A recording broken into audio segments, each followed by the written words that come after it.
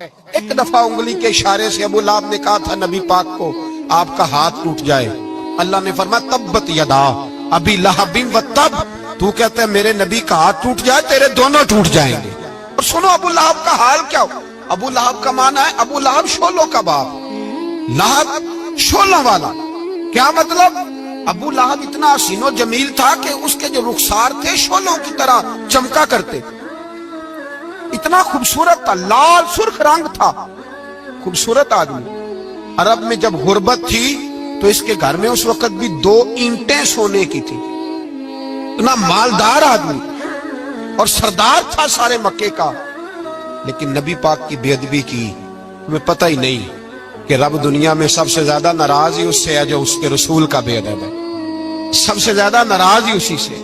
ابو لہب نہ گیا بدر کے موقع پر، ڈر گیا، کہنے لگا میں نے نہیں جانا، مکے میں رہ گیا، نہ گیا جہاد کے لیے، مسلمانوں کے خلاف نہ نکلا۔ لوگوں نے بڑا اس کو لان تان کیا، لیکن کہنے لگا میرے خرچے پہ 4-5 بندے لے جاؤ، میں نہیں جاؤں گا، پیچھے رہ گیا۔ لوگ کہنے لگے بچ گیا، لیکن اس کے جسم کے اندر ایسی بیماری نکلی کہ ریشے سے بھر گیا سارا وجود، ریشے۔ اس کے بچوں نے لے جا کے ابو لہب کو پیچھے ایک حویلی تھی مکے کے باہر، اس میں بند کر دی۔ چیختا تھا، چلاتا تھا، میں بد دعا نہیں دیتا، پر اگر کلیجہ پھاڑ کے دیکھو تو دل بڑا زخمی ہے۔ میری حیات کو ٹکڑوں میں بانٹنے والے، جب تیری حیات بھی بکھرے تیری ممات بھی بکھرے، اللہ کرے اسی طرح تو بھی روئے جس طرح آج اس دھرنے میں شہید ہونے والے کی ماں روئی۔ اللہ کرے میری حیات کو ٹکڑوں بانٹنے والے، جب تیری حیات بھی بکھرے جب تیری ممات بھی بکھرے، بد دعا ہے تمہارے لیے، بد دعا ہے تمہارے لیے، جب تیری حیات بھی بکھرے تیری ممات بھی۔ بند کر دیا اس کو لے جا کے وہاں پیچھے، اور جب اس کو بند کر دیا کمرے میں تو چلاتا تھا، چیختا تھا، کوئی مجھے بچاؤ، کوئی پانی پلاؤ۔ دروازہ توڑ کے باہر نکلا تو چوک میں مر گیا ابو لہب۔ اتنی بدبو آتی تھی کہ کوئی قریب نہیں جاتا تھا۔ چوک میں لاش پڑی تھی، یہ ہے میت کسی بے ادب کی، منہ دکھانے کے قابل نہیں، ان کے دشمن پہ لعنت خدا کی، رحم پانے کے قابل نہیں ہے۔ چوک میں لاش پڑی ہے، تبت یدا ابی لہب و تب، چوک میں پڑی ہوئی ہے، کوئی قریب نہیں جاتا۔ اس کے بیٹوں سے لوگ جا کے کہنے لگے تمہارا باپ تھا، شرم کرو۔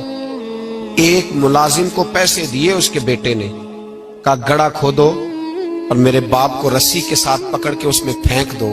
ایک گڑھا کھودا مکے کی گلی میں، اور رسی کے ساتھ پکڑ کر، رسی کے ساتھ باندھ کر اس کی ٹانگ کو گھسیٹ کر اس گڑھے میں ڈال دیا، اوپر سے مٹی ڈال دی، بدبو کا وہ ڈھیر بند کر دیا۔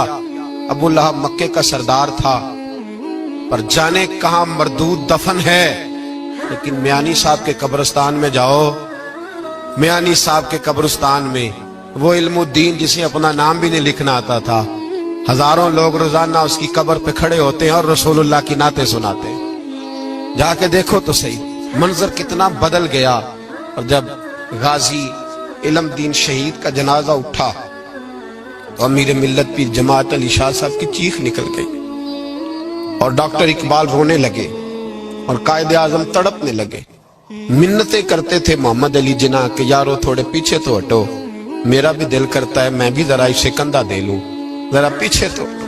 محمد علی جناح جیسے لوگ تڑپتے تھے، اور جب قبر میں اترنے کی باری آئی تو ڈاکٹر اقبال نے ہاتھ باندھے، کہنے لگا او دوستو اقبال پہ تھوڑا رحم کھاؤ، اسے میرے ہاتھوں پہ رکھو، قبر میں اتار دیتا، اسے میرے ہاتھوں قوت عشق سے ہر پست کو کر دے، دور میں اس میں محمد سے اجالا کر دے، اور کی محمد سے فاتو نے تو ہم تیرے، یہ جہاں چیز ہے کیا لوح و قلم تیرے ہیں۔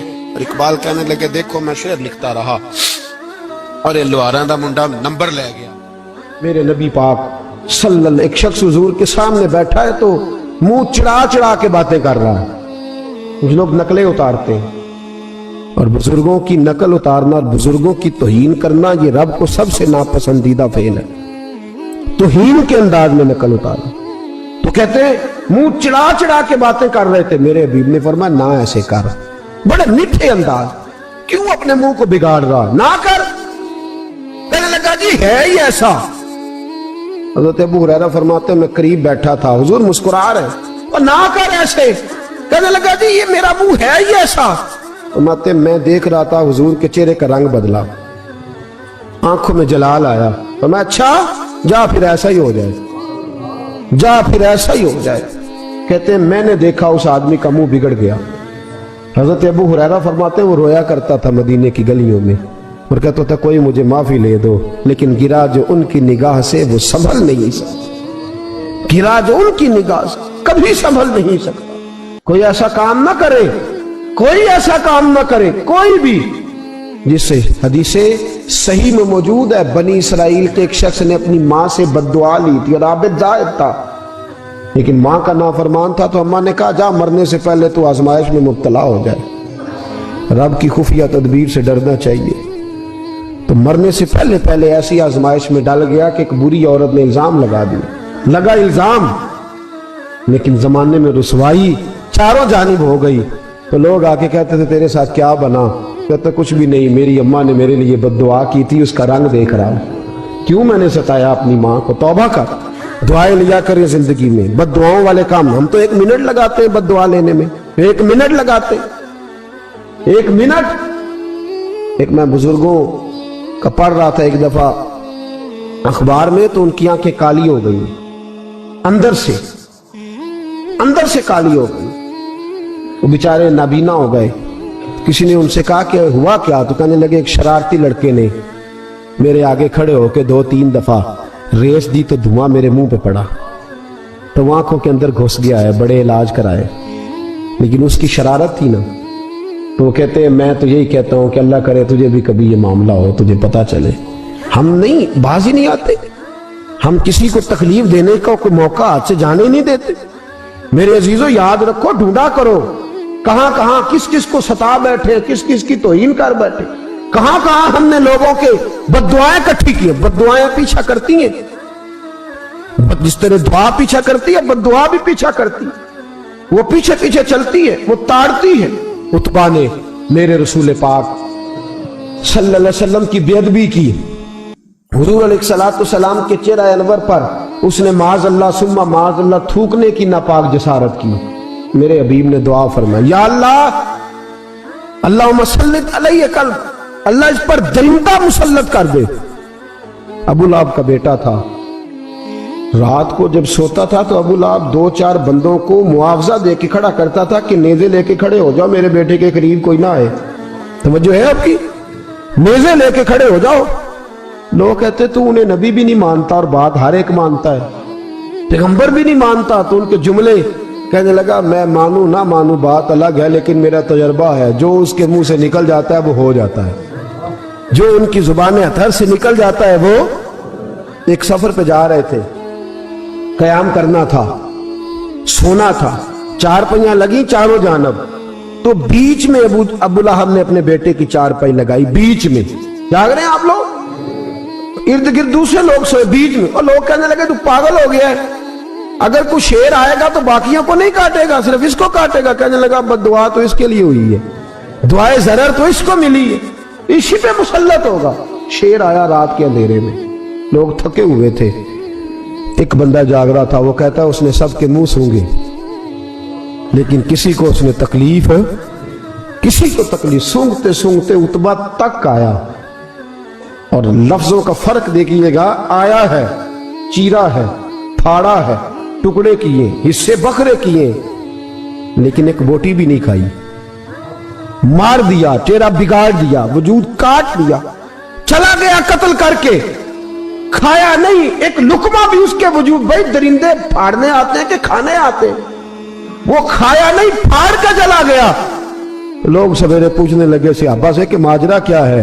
تو گویا صحابہ زبان حال سے کہہ رہے تھے گستاخ کا گوشت گندا ہوتا ہے, جانور بھی نہیں کھایا کرتے, گندا ہوتا ہے. یہ ہے میت کسی بے ادب کی, منہ دکھانے کے قابل نہیں ہے. ان کے دشمن پہ لعنت خدا کی, وہ رحم پانے کے قابل نہیں ہے. میرے رسول پاک صلی اللہ علیہ وسلم کی زبان اطہر سے اگر کبھی کسی شخص کے لیے ایسا جملہ نکل گیا تو پھر اس نے بھی اس کا پیچھا کیا, لیکن میرے حبیب نے دعائیں ہی دی ہیں.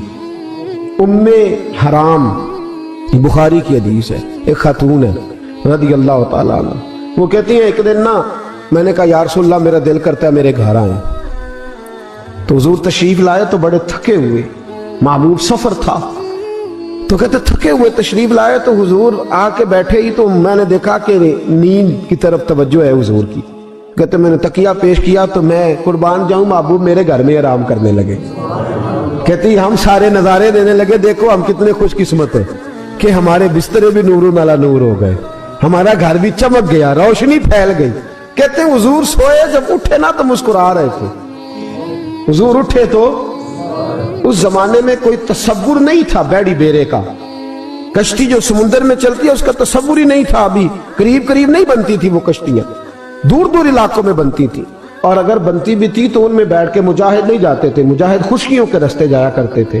بی بی کہتی ہے حضور اٹھے تو مسکرا رہے تھے، تو میں نے کہا حضور آپ کیوں مسکرا رہے ہیں، خیر تو ہے؟ تو نبی پاک نے فرمایا میں نے دیکھا ہے سوتے ہوئے کہ میری کچھ امت کشتیوں پر بیٹھ کے بھی کافروں کے خلاف جہاد کرے گی، دریاؤں میں بھی، اقبال نے کہا نا دشت تو دشت ہے، دریا بھی نہ چھوڑے ہم نے، بحر ظلمات میں دوڑا دیے گھوڑے ہم، کشتیوں میں بھی جہاد کرے گی میں نے دیکھا ہے۔ تو کہتی ہے میں نے فٹافٹ کہا یا رسول اللہ مجھے بھی شامل کر دے ان میں، حضور مجھے بھی ان میں، حضور ذرا جلدی جلدی، دیکھا جو ان کو بانٹتے تو میں نے بھی بڑھ کے پیار سے دستے عطا کے سامنے دستے طلب بڑھا دیا، میں نے بھی آگے بڑھ کے کہا حضور تھوڑی خیر ادھر، حضور مجھے بھی شامل کر دے، کہتے پہلے ہی بوڑھی تھی، نبی پاک نے ہاتھ اٹھائے کہا یا اللہ اس کو بھی ان میں شامل کر دے۔ اب فرماتے ہیں سرکار کا وصال ہوا، کوئی جہاد نہیں ہوا سمندر والا، حضرت ابو بکر کے زمانے میں کوئی جہاد نہیں ہوا سمندر والا، مجھے لوگ کہتے تو نے مرنا کب ہے، میں نے کہا جب تک کشتی والا جہاد نہیں ہو جاتا، جب تک کشتی والا، جو دن کو کہہ دیا دن ہے تو دن نکل آیا، جو شب کو کہہ دیا شب ہے تو رات ہو کے رہی، خدا نے ان کی زبان کو وہ اختیار دیا، جو نکلی منہ سے ان کے وہ بات ہو کے رہی، فرمایا جب تک کشتی والا جہاد نہیں ہوتا میں نے مرنا، تو پھر بابے کو کہنے دو نا عرش فرشتے بانگا ملیاں، مکے پہ گئی شور، اور بلے شاہ ایسا نہیں مرنا، گالی بکی بلے شاہ ایسا نہیں مرنا ہے، مر گیا ہی کوئی اور تبارت شاہ کدو مر دے جنہ کیتیاں نیک کمائیاں نے، بات ہی ختم کر دی، او کدو مر دے جنہ کیتیاں نیک کمائیاں نے۔ حضرت سلطان باہو رحمت اللہ علیہ فرماتے کامل پیر اونا دے باہو قبر جنہ دی جیوے، فرمایا میں نہیں مرتی، حضرت اسرائیل نہیں آتے وہ چھو کے گزرے گئے، کہتے بہنیں بھی چلی گئیں، بھائی بھی چلے گئے، خامد بھی چلا گیا، بچے بھی کئی گئے، اور میں اسی حالت میں۔ حضرت ابو بکر صدیق کا وصال ہوا، حضرت عمر کا وصال ہوا، حضرت عثمان کا، گن رہے ہیں آپ لوگ، حضرت ابو بکر کے 2.25 سال، حضرت سیدنا عمر فاروق کے کم و بیش 10 سال، حضرت عثمان غنی کے تقریباً 11.5 سال، کتنا عرصہ ہو گیا؟ کہتی ہیں کوئی، پھر حضرت علی کے 4.5 سال، بی بی کہتی ہے میں ترو تازہ تندرست کی تندرست لوگ پہ تھے، بی بی تیرے ساتھ والے سارے چلے گئے، تو کب جائے گی؟ تو میں کہتی ساڑھے نبی دی زبان، ساڑھے نبی دی زبان، ساڑھے واسطے قرآن، میں کیسے جاؤں، ابھی جہاد ہی نہیں ہوا۔ کہتے ہیں خلفائے راشدین نے پردہ کیا، حضرت امیر معاویہ کا دور آیا، اور حضرت امیر معاویہ نے قسطنطنیہ کے لیے جب مجاہد بھیجے تو سمندر کا رستہ تھا، کہتی ہیں جب سواریاں جانے لگی تو کہنے لگے کچھ بیویوں کی بھی ضرورت ہے کھانا پکانے کے لیے، کہتی ہے میں ہاتھ بھی کھڑا کرتی رہی، درود بھی پڑھتی رہی، اور محمد کی صداقت پر شکر بھی ادا کرتی رہی۔ کہتے ہیں میں نے ہاتھ کھڑا کیا تو مجھے کچھ لوگ کہنے لگے بی بی تو سلیکٹ ہو جائے گی، تو بوڑھی ہے، تو کہتی ہے میں نے کہا سلیکٹ ہو کیا جاؤں گی، مجھے جانے والے سلیکٹ کر کے گئے ہیں، مجھے سلیکٹ کیا گیا ہے، جنہوں نے ظاہری پردہ کیا ہے نا سلیکٹ، مجھے حضور نے دعا کر دی تھی تو نبی پاک کی دعا، فرماتی ہیں میں کشتی میں بھی بیٹھی، جہاد بھی کیا، اور جس دن وہ جہاد ختم ہوا حضرت ام حرام کا وصال ہو گیا، تو لوگوں سے پوچھتے بی بی چلی گئی، کہنے لگے ہاں مصطفیٰ کا کیا ہوا وعدہ جو پورا ہو گیا ہے، میرے محبوب نے جس کو دعا دے دی، میرے رسول کریم نے جس کے لیے دعا کر دی۔ دوسرا درجہ والد کا، اگرچہ رسول پاک علیہ السلام کے والد گرامی آپ کی ولادت سے قبل تشریف لے گئے تھے، لیکن میرے حبیب پاک علیہ الصلوۃ والسلام نے جناب ابو طالب کے ساتھ جو رویہ رکھا اور پھر حضرت عباس کے ساتھ جو رویہ رکھا، پتہ کیا حال تھا؟ جب رسول پاک علیہ الصلوۃ والسلام فرماتے ہیں غربت تھی تو مجھے جناب ابو طالب نے پالا، ان کی زوجہ حضرت فاطمہ بنت اسد رضی اللہ تعالیٰ عنہ جو جناب علی المرتضیٰ کی والدہ ہیں، فرماتے ہیں کہ انہوں نے میری بڑی خدمت کی، مجھے گھر میں رکھا، پیار سے رکھا۔ میرے والد اور والدہ کے وصال کے بعد، چچا کے جانے، دادا کے جانے کے بعد چچا اور چچی نے پالا اور اس گھر کو ایک مکمل ماحول فراہم کیا۔ پھر ایک وقت آیا کہ جناب ابو طالب پہ غربت آئی۔ نبی کریم صلی اللہ علیہ وسلم بکریاں چرانے جاتے تھے اور وہاں سے جو اجرت لے کے آتے تھے سیدھی لا کے چچا کی ہتھیلی پہ رکھتے تھے، چچا کی ہتھیلی پہ رکھتے اور فرماتے تھے کہ چچا آپ اپنے مصارف کے لیے اس کو خرچ کر سکتے ہیں، یہ عالم۔ اور پھر چچا نے بھی تو کمال کر دی نا، پھر اس چچا نے بھی تو کمال کر دی نا، سارے لوگ کٹھے ہو کے آ گئے نا حضرت ابو طالب کے پاس اور آ کے کہا کہ جناب اپنے بھتیجے کو منع کیجیے ورنہ ساری برادری آپ کی مخالفت کرے گی، حد ہو گئی، اب حد ہو گئی، اب ساری ان سے کہیے کہ انہیں دولت چاہیے یا عرب کی کوئی خوبصورت عورت چاہیے یا معاذ اللہ کوئی اور چیز کا مطالبہ کرتے ہیں تو ہم دینے کو تیار ہیں، لیکن ان کو کہتے ہیں کہ یا تو تبلیغ چھوڑ دے یا ان کا یہ بھی کہنا ہے کہ جو آپ کا مطالبہ ہے آپ بتلائیں۔ حبیب پاک علیہ السلام نے فرمایا کہ اگر وہ میرے سیدھے ہاتھ پہ چاند رکھیں، دوسرے پہ سورج رکھیں، پھر بھی میں اللہ کی توحید کا اعلان کرتا ہی رہوں گا، میں تو اس دعوے سے باز نہیں آؤں گا۔ جناب ابو طالب نے کہا بھتیجے پھر میں بھی بوڑھا ہو گیا ہوں۔ توجہ ہے آپ کی؟ میری بات سمجھ میں آ رہی ہے؟ جس آدمی کا بڑا سہارا ہو نا، بڑا، وہ جب کہتا ہے نا نہیں، بندہ کی نا کچھ امیدیں وابستہ ہوتی ہیں کچھ لوگوں کے ساتھ، وہ ایک دو چار لوگوں کو کام کہتے ہیں پھر انہیں پتا ہوتا ہے کہ فلاں آدمی سے میری امید وابستہ ہے، وہ کبھی نہیں جائے گا۔ جب ابو طالب نے کہا نا کہ میں پھر بوڑھا ہو گیا ہوں، تو اللہ کے حبیب اٹھے، حضور سید عالم صلی اللہ علیہ وسلم کی مقدس آنکھوں میں آنسو ہے، گویا حضور فرما رہے ہیں کہ چچا باپ کلفت بھائی کی نہیں کرتا جائیداد کے تنازع میں جتنی بھتیجے اٹھ کے کرتے۔ جناب ابو طالب نے دیکھا کہ رسول پاک نے رخ پھیرا، آنکھوں میں آنسو ہے، اچھا چچا تیری مرضی، یہ لفظ کہے کہ حضور کی آنکھیں بھر آئی۔ جناب ابو طالب بوڑھے آدمی تھے، اٹھے، پیچھے دوڑے، حضور کو کندھے سے پکڑا، کھینچ کے رخ اپنی طرف کیا، سینے سے لگایا اور کہا بھتیجے جا، جو تیرے دل میں آتا ہے کر، خوشی ہو یا غم ہو، کوئی ساتھ دے نہ دے، تیرا چاچا ہمیشہ تیرا ساتھ دیتا رہے گا، جا تجھے اجازت ہے، جو تیرے دل میں ہے۔ میرے دوستو، بحیثیت ایک سربراہ خاندان کا،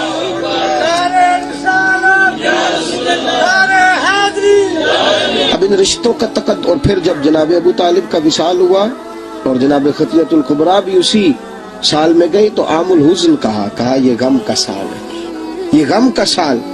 رشتوں کا تقدس جو نبی پاک علیہ السلام کے آنے پہ قائم ہوا، قبل اس کے انسانیت اس سے آشنا نہ تھی، رشتوں کو جو محبت اور خلوص کا رنگ میرے مصطفیٰ نے عطا فرمایا، دنیا کے کسی قانون میں اس کا تصور بھی نہیں کیا جا سکتا۔ اللہ علیہ کے پاس نے ایک بوڑھی اماں اپنا بیٹا چھوڑ گئی، تو حضرت صاحب نے کو 2 4 5 مہینے رکھا، تو بعد میں اس کی اماں کو بلا کے کہا کہ تو بیوہ ہے، بیٹا تیرا یتیم ہے، میں نہیں چاہتا کہ اس کا وقت ضائع ہو، یہ پڑھنے والا کوئی نہیں، سارے نہیں بھائی پڑھنے والے ہوتے، اب یہاں علماء بیٹھے ہیں، میں بے ادب بھی نہ ہو جاؤں، کچھ پورے 8 سال لگا کے بھی آ جاتے ہیں، سند بھی ان کے پاس ہوتی ہے، ناراض نہ ہو جانا، یہ تو سب اچھے لوگ ہیں، سند ہوتی ہے پر پتہ پوتا کوئی نہیں ہوتا، یہ اعلیٰ حضرت نے لکھی ہے بات، سند ہوتی ہے، پوری ڈگری ہوتی ہے، اس پہ کئی لوگوں کے سائن بھی ہوتے ہیں۔ بہت سارے طالب علم ایسے ہوتے ہیں جو مدارس میں کہتے ہیں میں فاضل فلاں ہوں، لیکن کوئی شے پاس، تو مولانا سردار احمد صاحب محدث اعظم پاکستان رحمۃ اللہ علیہ اس بوڑھی کو کہنے لگے تیرا بیٹا کون دینا ہے، پڑھنا پڑھانا اس نے کچھ بھی نہیں، تو یتیم بچہ ہے، کل کو تو کہے گی کہ میرے بیٹے نے وقت ضائع کیا تو واپس لے جا۔ بوڑھی اماں رونے لگ گئی، کہنے لگی میں پڑھانے تو نہیں لائی تھی، میں تو آپ کو رب کا ولی سمجھتی ہوں، میں تو نوکری کرانے لائی تھی، نوکری۔ حضرت انس بن مالک کہتے ہیں میری اماں بھی حضور کی بارگاہ میں دے گئی تھی، हुजूर की बारगाह में। ये नहीं कहा था कि या रसूलल्लाह पढ़ा दें, हाँ हाँ मैं जिम्मेदारी से बात कर रहा हूँ। ये नहीं कहा था हुजूर मुजाहिद बना दें। ये थोड़ी कहा था कि या रसूलल्लाह सल्लल्लाहु ताला अलैहि वसल्लम से मुफस्सिर, मुहद्दिस, मुहक्किक, मुफ्ती बना दें। हजरत अंस की अम्मा कह गई थी, सोनिया जब तक ये रहेगा ना आपकी नौकरी करेगा, ये घर के काम काज करेगा, ड्यूटी करेगा, हुजूर ये आपकी नौकरी करेगा। तो मेरे महबूब ने फिर दुआ कर दी, अल्लाह इसे बरकत अता फरमा। तू समझता है खिदमत वाला खाली रह जाता है? जितना जायका खिदमत वाले को मिलता है, जो उसके नसीब में आता है, वो किसी का नसीब कहां भाई। हजरत अंस कहते हैं हुजूर ने दुआ कर दी, बरकत की। मुझे तो खेती बाड़ी आती भी नहीं थी, पर लोगों के बाग में साल में एक दफा फल लगता था, मेरे बाग में 2 दफा लगता था। हुजूर ने दुआ कर दी, या अल्लाह इसे औलाद दे। फरमाते हैं मेरे बेटे, मेरे पोते, मेरे नवासे, मेरी बेटियां, फरमाते हैं मैं जिंदा हूं और मेरी 100 औलादे मौजूद हैं। परेशान हो गया 100 सुन के बच्चे 2 ही अच्छे, 100 औलादे मेरी मौजूद हैं। हजरत अंस भी मौलाना सरदार अहमद साहब के पास ना छोड़ गई बच्चा, कहने लगी हजरत जी मैं को पढ़ाने के लिए थोड़ा छोड़ गई हूँ, मैं तो इसलिए छोड़ के गई हूँ कि आप मेहरबानी करें, खिदमत कराएं। तो हजरत जी कहने लगे कोई ऐसा काम ही नहीं, खिदमत वाला क्या कराऊं। कहने लगी पट्ठे पवा लिया करो जी। ਹੁਣ ਲੜ ਪੈਂਦੇ ਨੇ, कहने ने बच्चे काम कर दें मदरसे ਦਾ। हालांकि अब कहाँ बच्चे काम करते हैं, अब तो गुजर गया दौर, अब तो बच्चे काम कराते हैं। अब बच्चे भी नाराज हो रहे हैं, घूर घूर के देख रहे हैं। सही कह रहा हूँ आपको, बच्चे काम कराते हैं, बच्चे कहाँ काम करते। कहने लगी ये चारा डाले करेगा आपकी भैंसों को। तो हजरत ने उसको कहा कि बीबी चारा मेरी भैंसों को डालने के लिए मैंने बंदा रखा हुआ है, तो तू जा ले जा। कहने लगी हाथ बांध के हुजूर मेहरबानी करें, रख लें, चारा डालेंगे। और पुत्र तवज्जो से चारा डालना हजरत की भैंसों को। रोने लगी, हजरत ने रख लिया, महीने का खर्चा भी देते। शाम को ना वो सारा दिन काम करता, शाम को आके पैरों में भी बैठ जाता। हजरत जी लाएं तेल थोड़ा सा, पैर ना दबा दूं। 8 साल साथ वाले पढ़ते रहे, ये बेचारा नौकरी करता रहा, मेरा रूप भी नहीं ते मेरा रंग भी नहीं, और मैनू यार मनान दा टंग भी नहीं। कभी कभी ना हजरत बिलाल हबशी फारग होते ना, तो नबी पाक की बारगाह में अर्ज करते हुजूर कोई काम तो नहीं, सारे हो गए, हुजूर जाऊं जरा, चले जाते। एक दिन सलमान फारसी कहने लगे या रसूलल्लाह ये बिलाल कहाँ जाता है। फरमाया जा देख के तो आ। हजरत सलमान वापस आए तो आके रोने लगे, कहने लगे सोनिया जब यहाँ से जाता है ना तो जाके सैयदा फातिमा की चक्की पीसनी शुरू कर देता, बीबी साहबा के काम करने लगता है, घर में जाके स्नैन की ड्यूटी करता है, वहां भी काम यहाँ भी काम। वो चारा डालता रहा, उसने चारा डाला। हजरत मुहद्दिस आज़म की भैंसों को दस्तारे फजीलत का वक्त आ गया, सारे पगड़ियां सजा के आ गए, आज दस्तार होगी। ये न पीछे होके बैठ गया, चूंकि पढ़ा ही नहीं था तो दस्तार का है कि दस्तार तो उसकी जो पढ़ेगा, हमने तो पढ़ा ही नहीं, हमने तो यार पढ़ा, घर पढ़ा, ड्यूटी करी। हजरत मुहद्दिस आज़म रहमतुल्लाह अलैह के यहाँ जब ऐलान होने लगा ना कि अब दस्तार होगी, तो हजरत ने पहला ऐलान उसका फरमाया। तो मजा वाला बंदा कपड़े भी कदी कदी बदल देना, वो कहते जिस हाल में भी था मैं पलट के देखने लगा कि पढ़ा पढ़ाया तो है, कोई शय नहीं, ये माजरा क्या है। पीछे से उठ के आए तो कहते हैं बाकियों की दस्तार किसी आलिम ने की, किसी सूफी ने की, लेकिन ये भैंसों को चारा डालने वाला जब आया तो मुहद्दिस आज़म ने फरमाया पगड़ी के बाल को कोई हाथ ना लगाए, ये सारी दस्तार मैंने करनी है।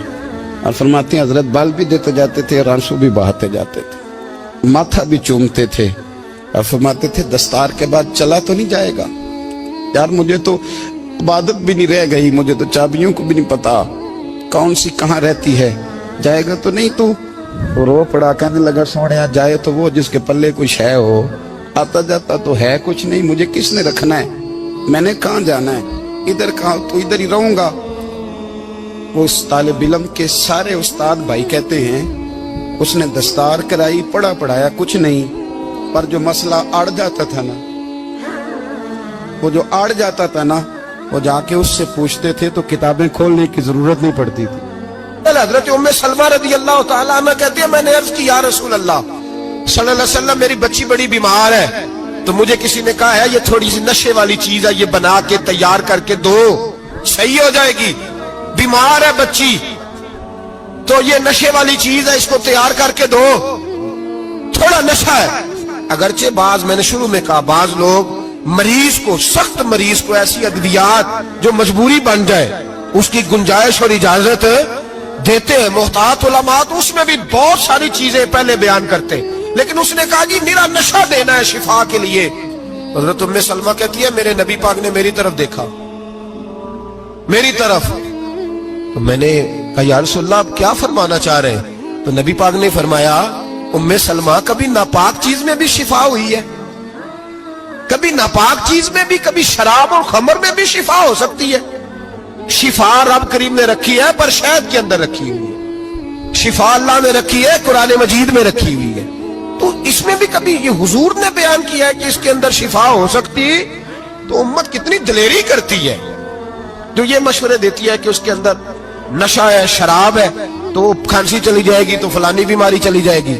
نہ آؤ ان چیزوں پہ نہ اپنے ایمان کو خرابی دو اور نہ ایسی باتیں کرو جس سے کہ ڈائریکٹ رسول اللہ صلی اللہ علیہ وسلم کے واضح ارشادات کی مخالفت ہو. میرے نبی پاک صلی اللہ علیہ وسلم نے فرمایا اور پھر کچھ لوگ کہتے ہیں تھوڑی پی ہے جی. اب تو میں تجزیے میں پڑھ رہا تھا کہ ایسی شراب ایجاد ہو گئی ہے لوگ شراب پیتے ہیں اور وہ مست بھی رہتے ہیں کار بھی چلاتے رہتے ہیں کہتے ہیں جی نہیں ہمارا ذہن معاف نہیں ہوا تو یہ والی صحیح ہے نشہ نہیں لاتی.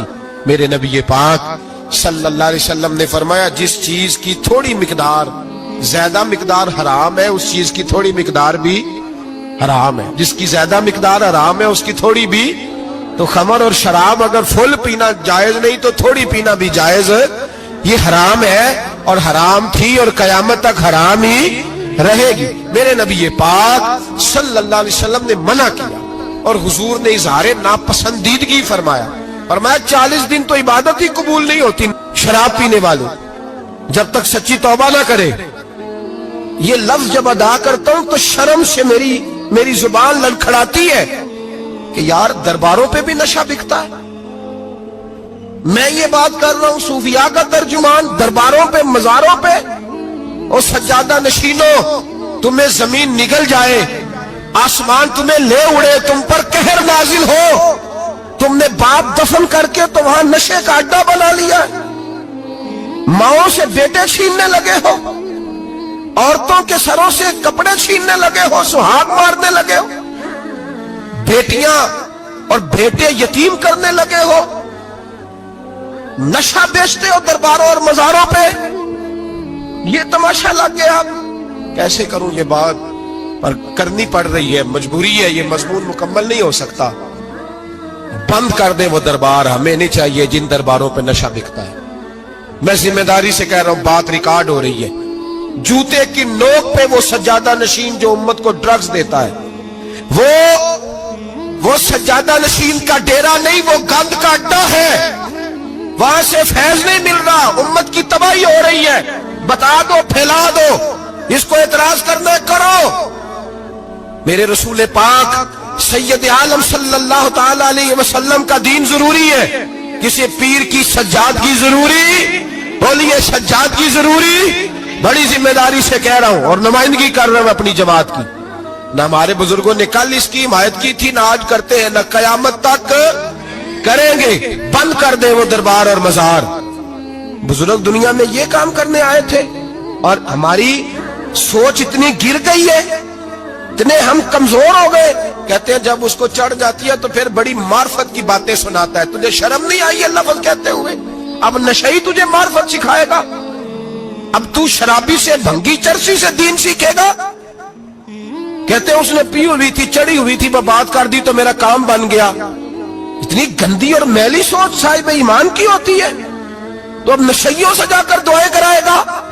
سن میرے نبی پاک صلی اللہ علیہ وسلم نے فرمایا جو شراب پی لے نشہ کر لے اس کی تو 40 دن تک عبادت رب قبول نہیں فرماتا. تو کہتا چڑھی ہوئی تھی تو اس نے دعا کر دی. تجھے شرم ہی نہیں آئی بات کرتے؟ حیا ہی نہیں کیا تو نے جملہ بولتے؟ یہ کوئی تصوف اور طریقت ہے؟ جاؤ اٹھا کے لے جاؤ. ایسی کوئی تصوف اور طریقت ہمیں نہیں چاہیے. ہمیں وہ والی طریقت چاہیے جس میں خدا کے قرآن کی بات ہوتی ہے اور محمد مصطفیٰ کے فرمان کی بات ہوتی ہے صلی اللہ علیہ وسلم. تو بھائی یاد رکھو یہ کوئی طریقہ نہیں.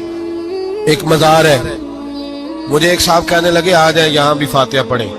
میں نے کہا یہاں کیا ہے؟ کہنے لگے تھے تو بابا جی نشہ وشا کرتے، پر اب سنا ہے لوگوں کی منتیں بڑی پوری ہوتی ہیں، مجھے جذبات بڑے کم آتے ہیں۔ میں نے اس آدمی کو گریبان سے پکڑ لیا، میں کہ ادھر ہٹ، وہ تو نشہ کرتا تھا اور تو جاتا تھا، تیری یہ کیسے طاقت ہوئی؟ تو نے مجھے مشورہ دے دیا، تو ہمیں کمزور سمجھتا ہے؟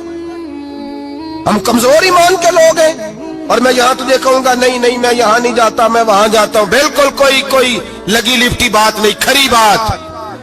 تصوف وہ، دربار وہ جہاں قرآن پڑھا جائے اور رسول اللہ کی حدیث سکھائی جائے، باقی کوئی مطلب نہیں کسی قسم کا۔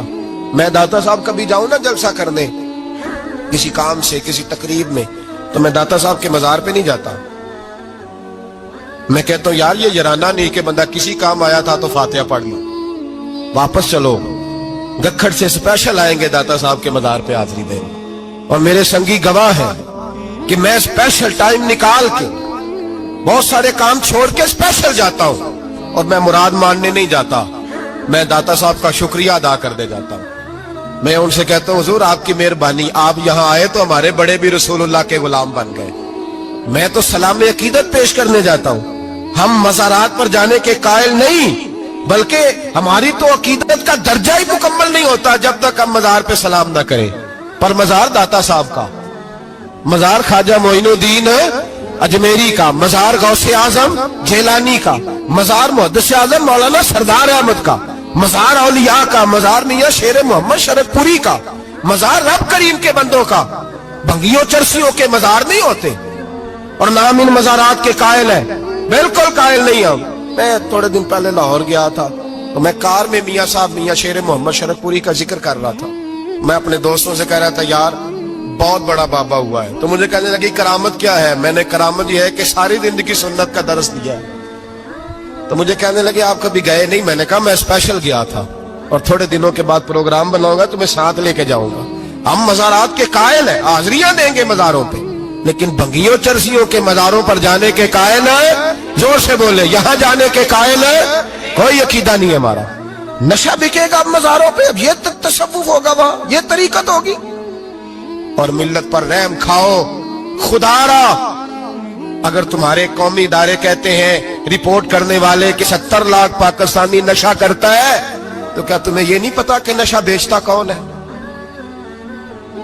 کیا تمہیں یہ نہیں پتا کہ ڈرگز کا کاروبار کون کرتا ہے؟ اگر تمہیں یہ پتا ہے تو کیا یہ خبر نہیں تمہیں کہ ان رگوں پر یہ خون اتارتا کون ہے؟ میں اپنے بزرگوں سے معذرت کے ساتھ، نشے کا آغاز، ناراض تو نہیں ہو جائیں گے بزرگ، نوجوانوں کو میں لتاڑ لیتا ہوں لیکن بزرگوں کی عزت کرنا سنت ہے، تو میں بزرگوں سے معذرت کے ساتھ، یہ یوں سمجھ لیے خوگرے حمد سے تھوڑا سا گلا بھی سن لے۔ نشہ سگریٹ سے شروع ہوتا ہے، سگریٹ سے۔ میں تمباکو کو حرام نہیں کہتا، یہ فتویٰ نہیں دے رہا، تمباکو کا حکم وہی ہے جو مولی کا ہے، جو کچے پیاز اور لہسن کا ہے، کہ آپ جب کھا لیتے ہیں تو منہ سے بدبو آتی ہے، تو آپ مسجد میں آئے تو آنے سے پہلے مسواک کریں، منہ صاف کریں، پھر آپ آ جائیں، تو جائز ہے، مکروہ ہے لیکن حرام ہے۔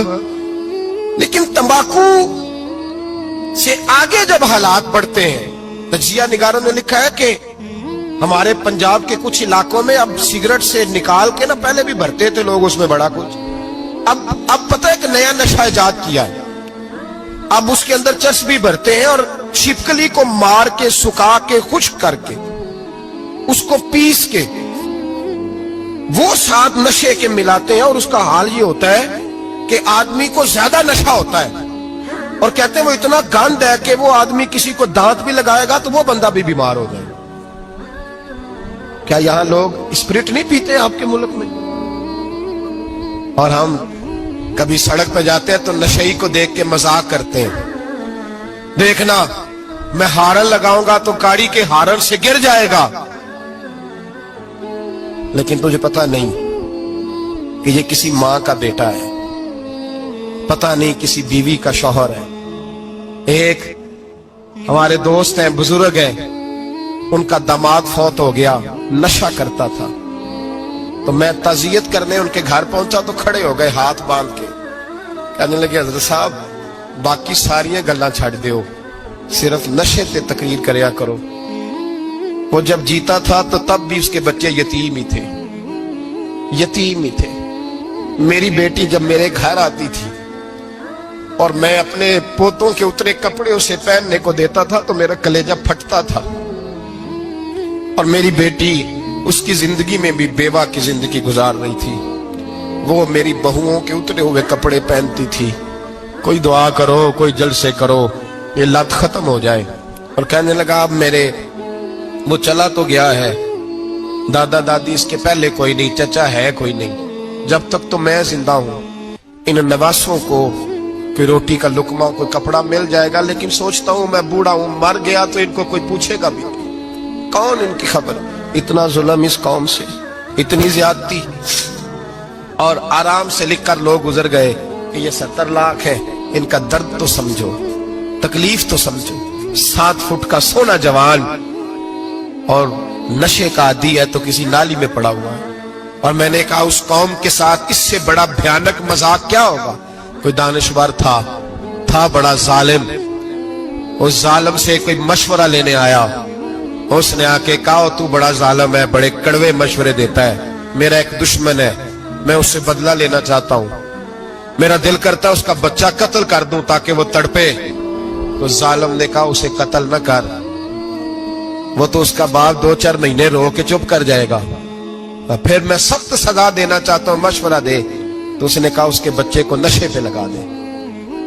जिसका बच्चा नशा करेगा वो बाप रोज मरेगा, रोज जिएगा, वो मां रोज मरे जिएगी, नशे पे लगा दे। इस कौम के साथ सबसे बड़ा जुल्म ये हुआ कि मिल्लत का जवान नशे पे लग गया, ड्रग्स पे लग गया। इतने तबाह हालात हुए कि जवान चढ़ती जवानियां। अम्मा ने किताब दे के भेजा था और कॉलेज से वापस आए तो नशे के टीके हाथों में पकड़े हुए, टीके। और आपके इस मुल्क के इस्लामाबाद में एक दिन मीडिया ने वो खबर भी वायरल की और वो चीज भी दिखाई लोगों को। 3 महीने का बच्चा लेके नशई सड़क पे आ गया। उसने कहा मेरा नशा खत्म हो गया, मेरा बच्चा खरीद लो, 2 पुड़ियां दे दो। तो वहां बीबियां जो सुन रही थी वो भी चीखे मार के रो रही थी। ये जुल्म किया इस कौम के साथ। और करप्शन की लानत ने इजाजत दी सप्लाई करने वालों को कि गली गली बेचे, गली गली। इन्होंने कुछ थोड़ा जुल्म नहीं किया इन हुक्मरानों ने। और हमारी ऑपोजिशन, उसको न सिर्फ इतना पता है कि ये जाए और हम आए, इससे ज्यादा कोई गर्ज नहीं। भाई करप्शन के खिलाफ निकले हो तुम, नशे के खिलाफ किस दिन निकलोगे? जुए के खिलाफ किस दिन? कौम तो मर रही है नशे से, इसके खिलाफ मैदान में कब आओगे? सिर्फ इतना है कि ये जाए और हमारी बारी आए, इससे ज्यादा कुछ नहीं। काफिर इसी पिच हो गया, फिर तस्बीह मुसल्ला की करना।